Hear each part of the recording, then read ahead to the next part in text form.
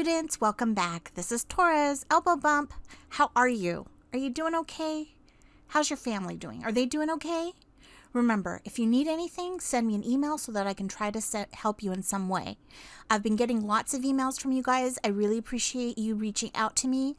Remember, I'm looking at my emails throughout the day and I will get back to you as soon as possible. So lucky you get to hear my voice for another lecture. And the best part is we will be learning about how we're going to put everything together working with probabilities under the curve. Yay! So before we start, I have some exciting news. Pearson is a book publisher, and we used to use their books a while ago. And so this year, because of everything that's happened, they've gone ahead and made their books and software available for free this semester. So they have a really great, easy-to-use data program called StatCrunch. We used to use it for many years. It's really intuitive, really super easy to use. It's even easier than beta cam analysis. So if you're interested in going ahead and getting that, it's all on a browser. It's browser based, so you don't have to download anything onto your computer even. So I'm going to leave some information on our Blackboard site so you can get information, get the details on how to receive StatCrunch for free for the rest of the semester. So yay, thanks Pearson. All right, so quick review. What have we discussed? In order to apply the proportions of the empirical rule, which is the 68%, 95%, 99% distribution, right? Describing the area under the curve, the distribution of the data must be normal. Normality can be assumed if there is numerical and visual evidence that the distribution is within an acceptable range. Okay, so what acceptable range is that? What is numerical and visual evidence? Okay, so checking for normality is called checking for normality assumptions. You're checking for the assumption of normality. Makes sense. Let's check for normality numerically first. I'm going to go ahead and start off by comparing the mean and the median and see what the relationship is between the two of them. If the mean and the median are approximately the same and in the center of the mode, that is evidence of normality. Okay, so you want to look to see if they're about approximately the same. So the next thing I want to look at, and you can do this in any order, but I'm going to do it in this way, is the skewness statistic. The skewness statistic will describe how much the data is shifted from left to right, okay, sideways. If you have an outlier that is on the left, like on the negative side, you're probably going to have some left skewness because the outlier is pulling at the distribution and creating a long left tail. If you have a positive skewness statistic, it means that there's something off to the right of the majority of the data that's pulling the mean over closer to the outlier and also causing that distribution to create a long right tail. The skewness statistic should be within -1 and +1 for the data to be considered normal enough, in quotation marks, normal enough, for it to be suitable for statistical testing, okay? The other statistic that I want to look at is the kurtosis statistic. And the kurtosis statistic is going to describe how the data is shifted positively upwards or downwards in the negative direction. So think of like the y-axis, and if the data is if the mode is kind of starting to travel up the y-axis, you're going to get something that is very positively kurtotic, and it's creating or almost like a peak in the middle. It's called leptokurtosis or kurtotic. It's got that sort of like peaked place. And then the opposite can happen where the data can almost like start to become a uniform distribution and it starts to kind of expand and it goes in the negative direction. So a lot of what's the probability would like spill out into the tails. And so it's messing up how the normal distribution is supposed to align with what we're doing, right? So being too pointy, too flat does not work. Kurtosis statistics should be between -3 and +3. And yeah, so we want to look to make sure that it's between those two numbers to make sure that it's suitable for statistical use. So once I looked at the numbers, I can do some stuff to check the normality visually. First thing I might want to try to look at is the histogram. Okay, and again, can be done in any order. It doesn't have to be, just what I say. Do it in any order, but check them all. So the histogram needs to be unimodal. It needs to be symmetrical, meaning that both of the tails, the left tail and the right tail, are approximately equal length. Okay, so you're looking again to make sure that there's no skewness and you don't have anything that's particularly peaked or particularly flat. Then you want to look at the box plot. The median should be right in the center of the interquartile range, or another way to call that is called the H-spread. And the whiskers should be approximately the same length. You shouldn't have any outliers off to either side. Okay. Finally, the one we started talking about yesterday was the QQ plot, and the QQ plot fits your raw data, the data for your experiment, against the theoretical raw score lines if the data was perfectly normal. And the raw data should hug that theoretical line, but you could see some dispersions, a little bit of scatter either on the very low side or on the very high side, to see that you would start to get a little bit more variation. But for the most part, the bulk of your data should be right across the center. Okay? All right. So what happens after we can assume normality? Once we can assume normality, then we know that the data will follow the empirical rule, right, which states that approximately 68% of the data will be within 1 standard deviation, 95% of the data will be within 2 standard deviations, and approximately 99% of the data will be within 3 standard deviations. These are approximations, okay, just very rough cuts to be able to speak about the data more freely, okay? A lot of error, right? Because we're talking about a very rough cut. We're making an estimation. Remember, when you're estimating, you're introducing a lot of error. Sometimes it's just easier to talk about things with an estimation, okay? But understand, there's error in it. Okay, no big deal. All right. So z-scores, right, will describe the where data points will lie relative to the normal distribution. Okay, and they describe if a raw data point is greater than the mean, in which case you would have a positive z-score, or if they're less than the mean, which would mean that you would have a negative z-score. The z-score formula is this one right here. Z equals the deviation from the mean, the raw point minus the mean, and the whole thing is divided by the standard deviation. So raw scores, X, can be calculated by rearranging the z-score formula. So if I took the z-score formula right here, okay, I'm going to just grab my little pointer here. If I took this formula right here and I started to do a little bit of algebra on it, so let's say I multiply the z times the standard deviation, the z-score times the standard deviation, I'd have z times SD, right? And then if I add x bar to both sides, then I would have just the x equals z times the standard deviation plus x bar, okay? So then I could actually find the raw score. If I wanted to find the proportion under the normal curve, there's a couple ways I can do it. If I just need rough approximations of the curve, then I can just use my anchor z-scores, which are typically -3, -2, -1, 0, 1, 2, 3, to make a rough approximation.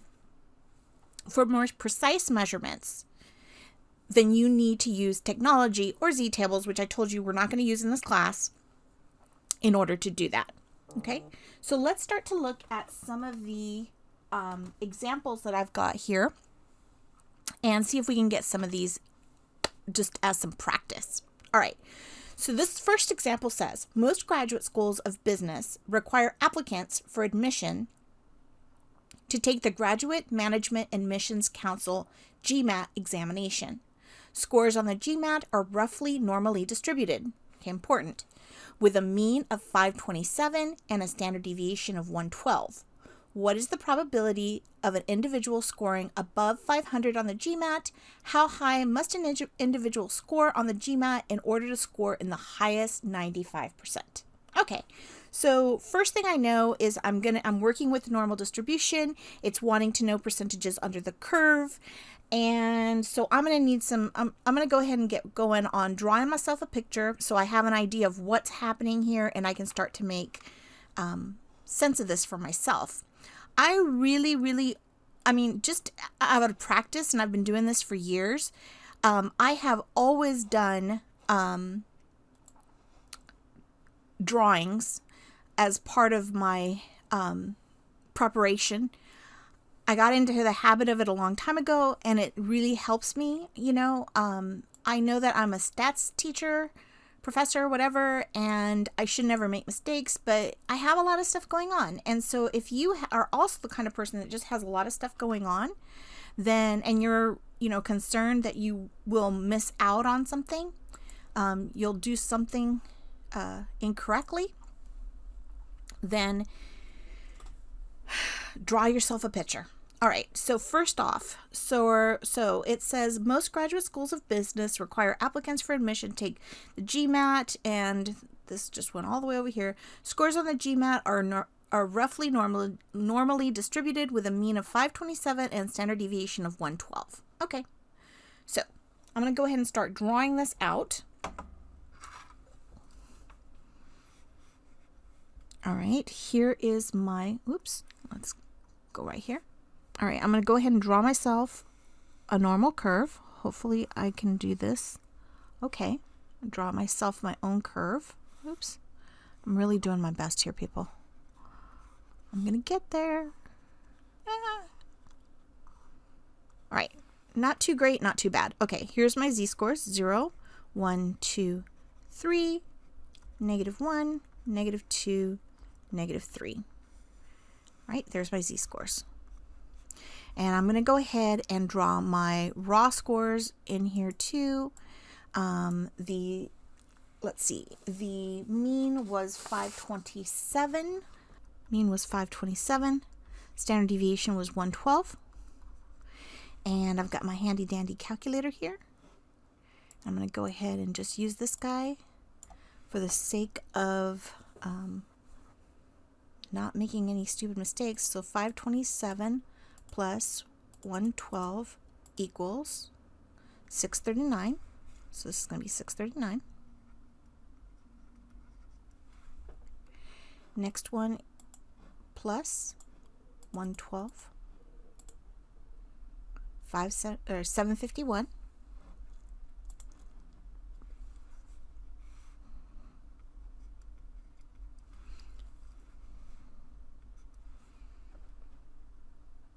Another 112, 863.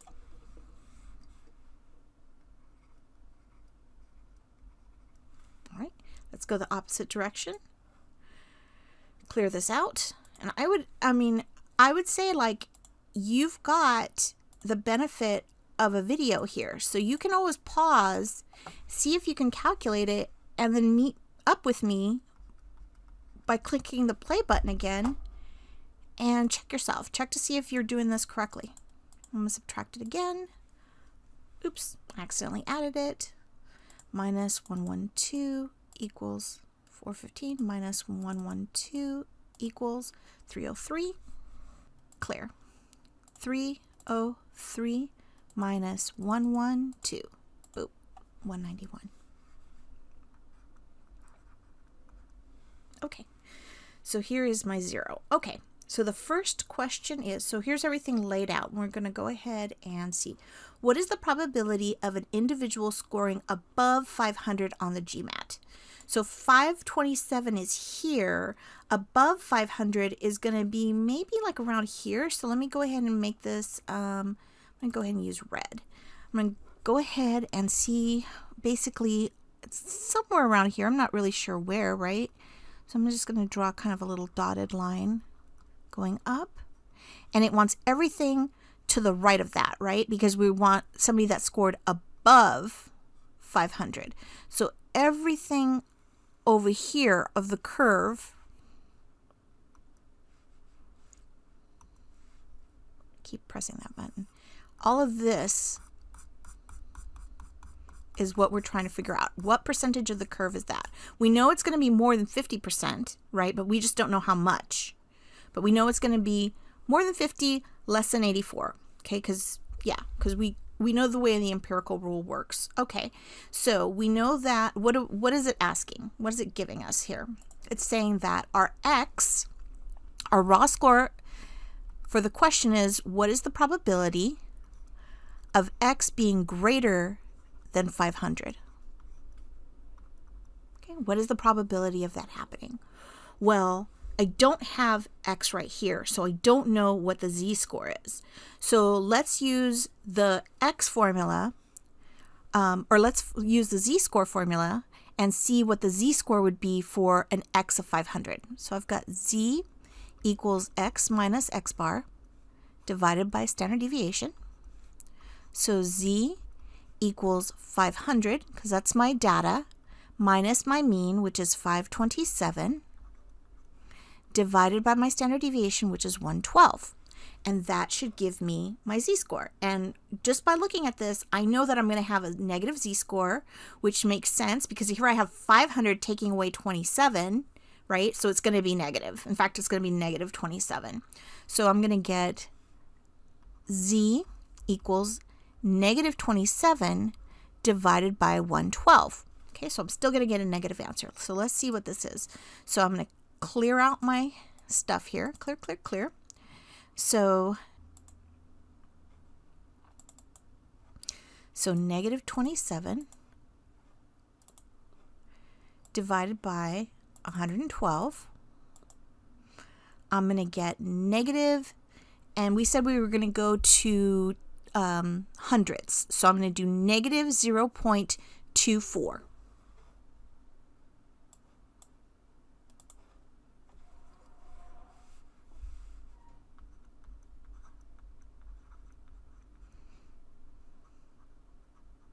Trying to make that as negative, make that negative not get too close to this. Okay, so I've got negative 0.24.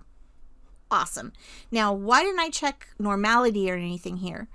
Well, I didn't check normality. Let's see what I've done. I didn't check normality because it already told me that it was normally distributed over here, right? So I really didn't have to. It gave me that. Didn't have to check normality. And you know what? I didn't have the data either. So how was I going to check it? So it told me it was normally distributed. Okay, cool. All right. So then I came over here and it said, okay, I'm going to give you a raw score because 500 isn't a z-score. So I'm going to give you a raw score, and I want to know what's the probability of this happening. Okay. I need a z-score in order to figure out probabilities. So I figured out my z-score just using my z-score formula. Here I had my z-score formula, which is x minus x bar, and the whole thing is divided by standard deviation. Okay, so make sure that you're keeping in mind the order of operations and that you're doing the top of the fraction first, figuring out what that number is before you divide, because you can make an easy mistake there. Then I knew just by looking at this, I was going to get a negative z-score because it was less than the mean. Okay, so then when I plugged it in, this made sense. It's slightly less than 0 on the negative side, of course. It's not more than 1. This is all making sense. Okay, so now what do I do? All right, so let's go ahead and use the, let's go ahead and just use our regular p-value calculator. And yesterday when we went into the p-value calculator, you go in ePortfolio and hit statistical tools. And when you go to probability information,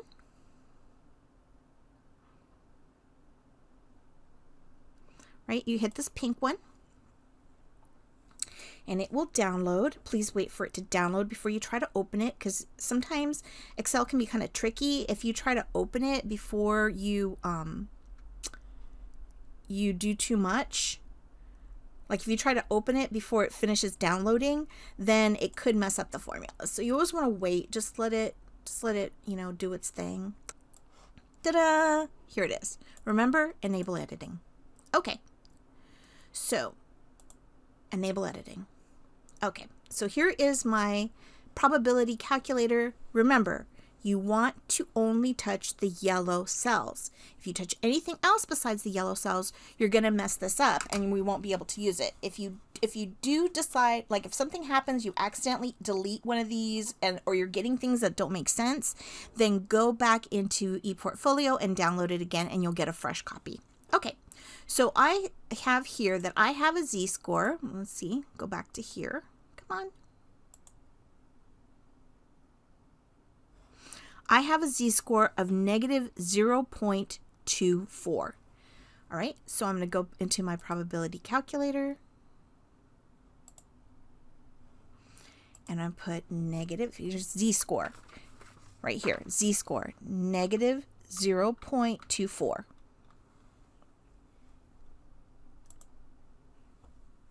Okay, and I'm going to go ahead and hit enter. Boop. And it's going to move things around. Now I want everything that what I colored over here, and let me make this just a little bit smaller if I can. Okay, bring this over here. Remember what I colored? I colored everything to the right because I wanted the probability of somebody scoring greater than 500. So everything to the right got shaded, right? And we decided just by looking at it, it's going to be a little bit more than 50%. Well, what was it? It says to the right of the z-score, and it says that it's 0.59, which is 59%. So the probability of x being greater than 500 is 0.59, and that's the same as 59%. So we answered this one. The next question asks, how high must an individual score on the GMAT in order to be in the highest 5%? So we haven't done one like this before. This time, it's not asking for a probability. It's saying, what is the person's score, right? And the person's score is X. So we're looking to see what is X. Oops. What is X going to be? All right, so with the same situation, we can go back to the probability calculator, right? And it wants to know what is the probability of somebody being in the top 5%. Okay, so for this one, let's go ahead and draw out top 5%. Let's go ahead and draw this out again. Okay, this one might get a little bit tricky, but we're going to try. If this one confuses you a little bit, go back and watch it slowly. It's not so bad, but there is a little extra piece to it so that we can use the probability calculator correctly. And I want to make sure that you are able to use it. Boom. Okay. So here's my normal curve. Ugh, and I still can't draw these straight. I was getting so good. All right. You're going to be amazed at how I can draw these here pretty soon.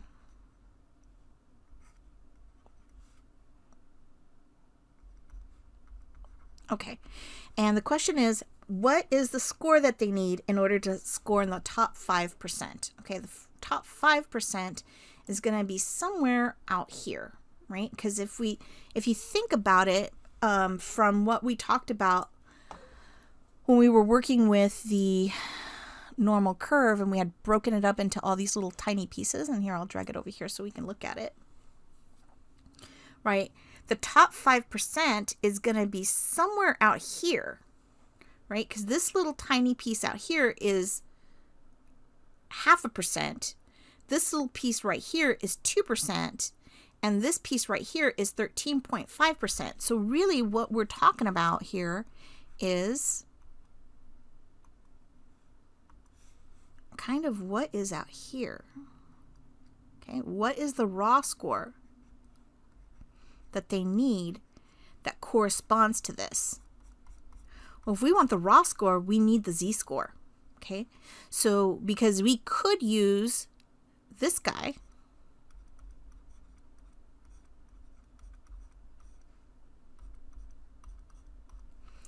but we're missing the z-score.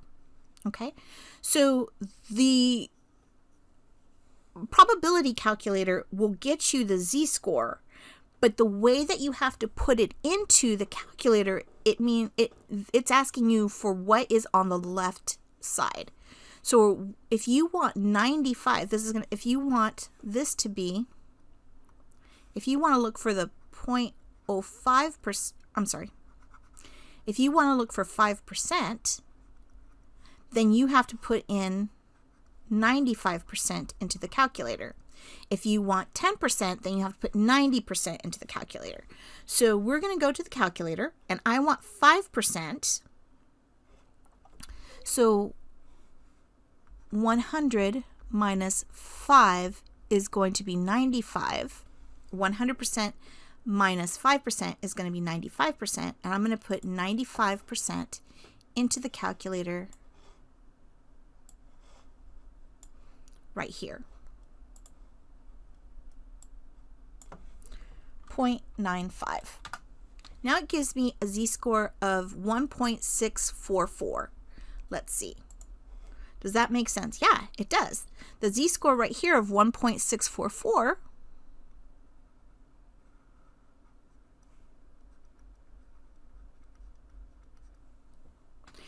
makes sense. It's between 1 and 2. It's positive. This is looking pretty good, right? If I would have put in accidentally, if I would have gone in here and put in 5%, because that's what we were looking for, 0.05, it would have given me negative 1.644, which is the opposite of what I needed. So this is looking good. This is looking good. So we've got the mean, which was 527, right? We've got the standard deviation, which is 112. We've got the z-score, which is 1.644, wasn't it? I think. And it says that I need an X value. A person needs to score at least 711 points. Now let me just double check to make sure that this is right. Yep. So, yep, here we go. Let me move this around so we can just see that little area. I put in the mean, 527. I put in the standard deviation, which was 112. I put in the z-score, which was 1.644, and it gave me the raw score. So if somebody wants to score in the top 5% of everybody taking the GMAT, then they have to score at least 700 points. I'm not gonna believe this, but I did everything and then I wasn't recording. All right, so that's okay. I'm gonna keep it moving because I'm not gonna let this kill me. All right, so this time we're gonna do one on the length of human pregnancies. So I'm gonna go ahead and stick this in here, and it says the length of human pregnancies from conception to birth approximates a normal distribution. Okay, so we've got a normal distribution with a mean of 266 days and a standard deviation of 16 days. I'm going to bring this guy over here now just so we can have it for reference. Bring this over here. Boom. Okay. What proportion of pregnancies will last between 240 days and 270 days, which is approximately 8 to 9 months? Okay. And the second question is, what length of time marks the shortest 70% of all pregnancies? Okay. Well, same thing as always. We're going to go ahead and draw the natural curve. I'm going to go ahead and keep drawing my curve in black. Nice and elegant. And I'm going to go ahead and draw my curve. And let's see how I do this time. Ooh. Oh my gosh. Are you seeing this? Oh my God. I think that's the best one. Okay. All right. 0, 1, 2, 3, -1, -2, -3. There are my z-scores. And let me go ahead and put in my my mean and my standard deviation. So the mean, I'm going to go ahead and put that in green so it kind of matches it. So mean is 266. Standard deviation is 16. So I'm going to use my calculator if I can find it. Ha. Okay, so I'm going to clear this out. Clear, clear, clear. And this is going to be 266 plus 16.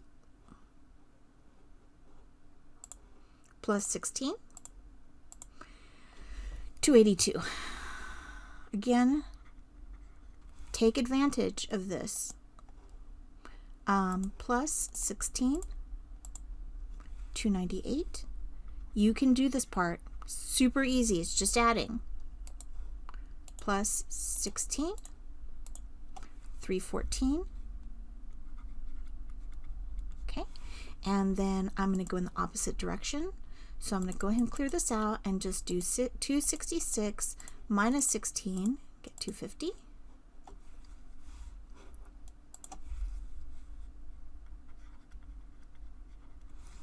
And then I'm going to subtract another 16 minus 16 equals 234.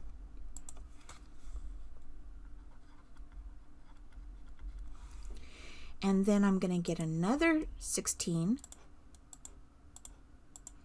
And 218 is my last value. 218. Okie dokie.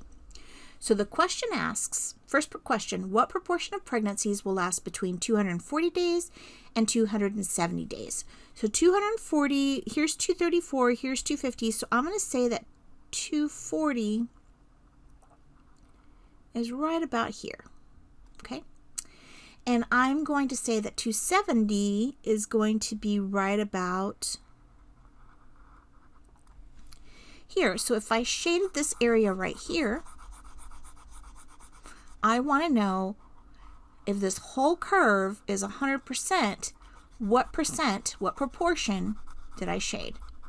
This is really ugly shading.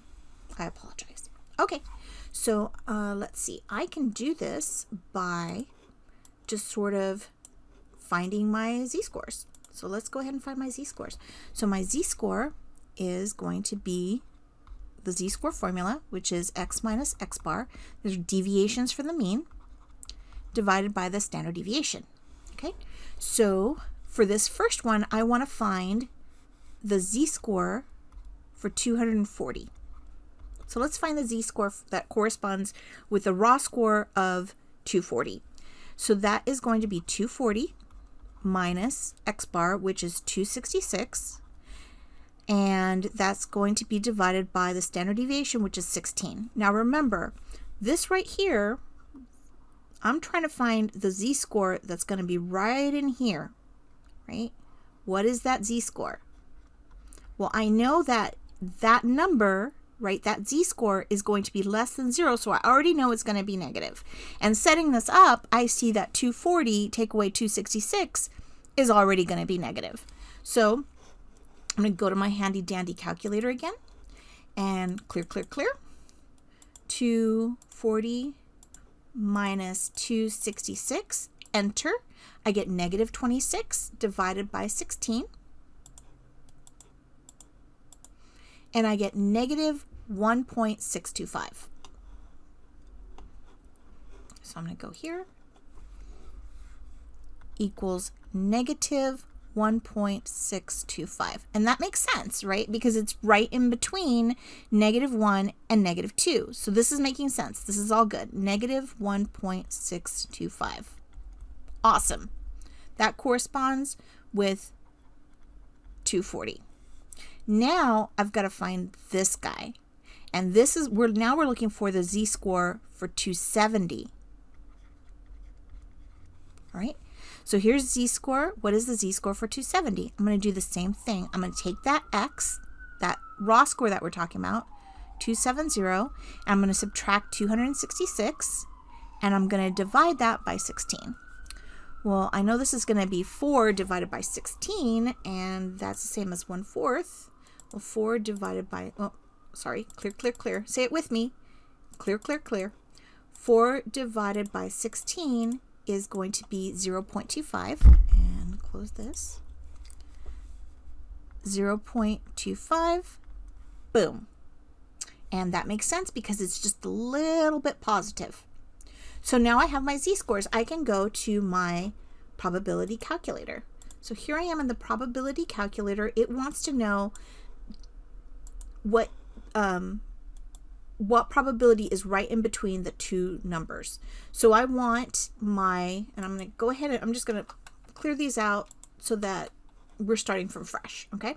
So the larger z-score of the two was what number? It was 0.25. So I'm right here, I'm going to put 0.25 because it's a positive number. The smaller z-score is going to be negative 1.625. Negative 1.625. Boom. Hit enter. Larger score is 0.25. Smaller score, negative 1.625. If I look in between here, it says in between large and small z-scores, I get 0.546. And if I round that, then I'm going to get 0.55 or 55%. So if I'm asked the question, what is the probability? I'm going to write this, scooch this up.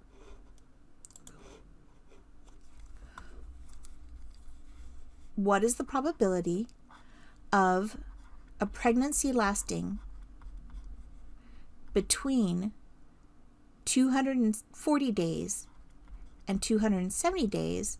I can say the probability is 0.55 or 55%. About 50% chance of being pregnant 8 to 9 months. The other, or 55% actually, if we're going to be specific, which I should be doing, 55% of all women will be pregnant between 240 days and 270 days. The other 45% will either be pregnant less than 240 days or more than 270 days because the whole thing has to add up to 100%. The next question says, what length of time marks the shortest 70% of all pregnancies? So let's go ahead and do that one. I'm going to go ahead and draw another normal curve. Will it work out? What do you think? Is this going to work out for me? Ooh, comment down. Okay. So, all right. So I'm going to try to draw the normal curve right here. Let's see how it's going to go for me. The other, I don't like it as much. This one was better, but you know, it'll be fine. All right. So I'm going to draw that out. I'm going to go ahead and put down my z-scores, -1, -2, -3, 0, 1, 2, 3. And I want to know what length of time marks the shortest 70% of all pregnancies.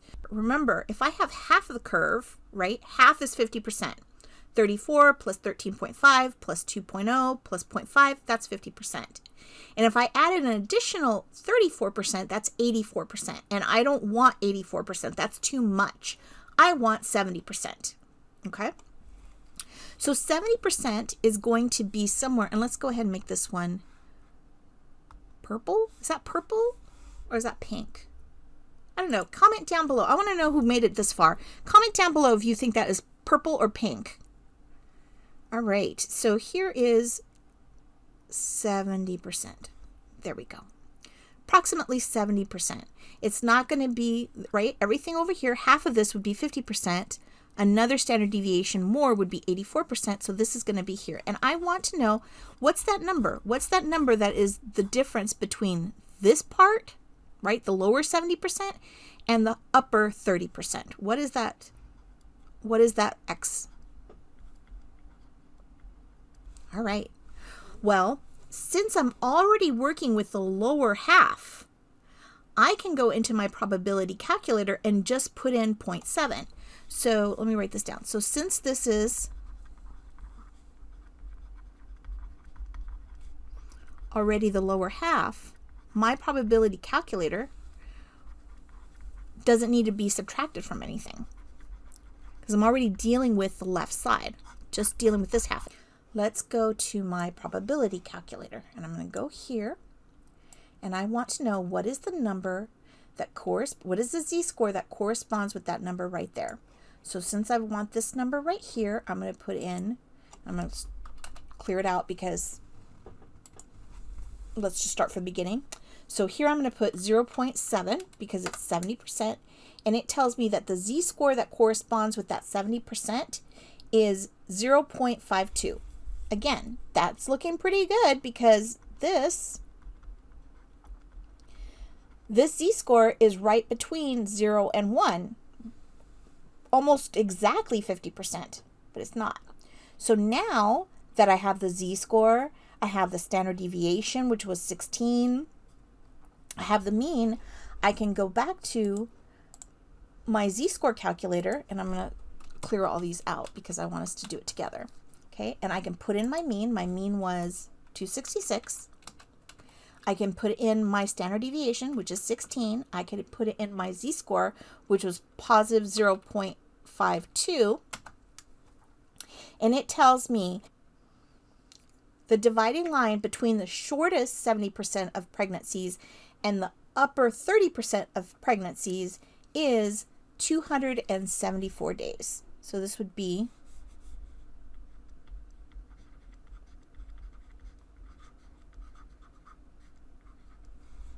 274 days. So what's the big idea? Thus far, we've worked with the same ideas over and over again, okay? I've emphasized this over and over again. Today is just a review and nothing has changed. The big idea is still that when the distribution of the data is normal, you can predict the probability of an event, okay? Today we worked with the normal distribution and we started to kind of put all the pieces together in order to predict the probability of an event, to be able to find scores that would divide, like raw scores that would divide one percentage from another, okay? Because we are dealing with very specific probabilities, we're not dealing with rough cuts, then we are going to need technology to find this information. You can do this a variety of ways. You can do it using the probability calculator that you can get on ePortfolio. There's other ways to do this. There's plenty of websites and things like that online that you can look at. There's also StatCrunch that I'll be using for another reason later, and I can also show you how to do this. The best tip that I can give you, if you want to think of it as a pro tip even, is you always want to draw the curve, always. It allows you to see what's happening and then check to see if the answers that you're punching into a calculator actually make sense. If you don't have that, like, that cornerstone to really set your mind at what the numbers should be, how it should fall, do they make sense? Once you get far into the analyses that we're going to start doing here pretty soon, you can get really confused about the situation. So I really want you to take this to heart. See, I'll go ahead and put in a PDF into Blackboard. Maybe I'll link it down in the description box below that just has a bunch of normal curves that you can just start breaking up into for yourself and drawing them out, okay? Get into the practice. If you ever get stuck, get into the practice of drawing that curve. Okay? So, with that said, don't forget to check your emails, check Blackboard, do your homework, and subscribe to this channel. Even better, hit that notification bell so you know when there are new videos for this course. Okay? This is your teacher, Torres, saying stay safe, and I will be waiting to give you a virtual elbow bump in our next video. Ciao!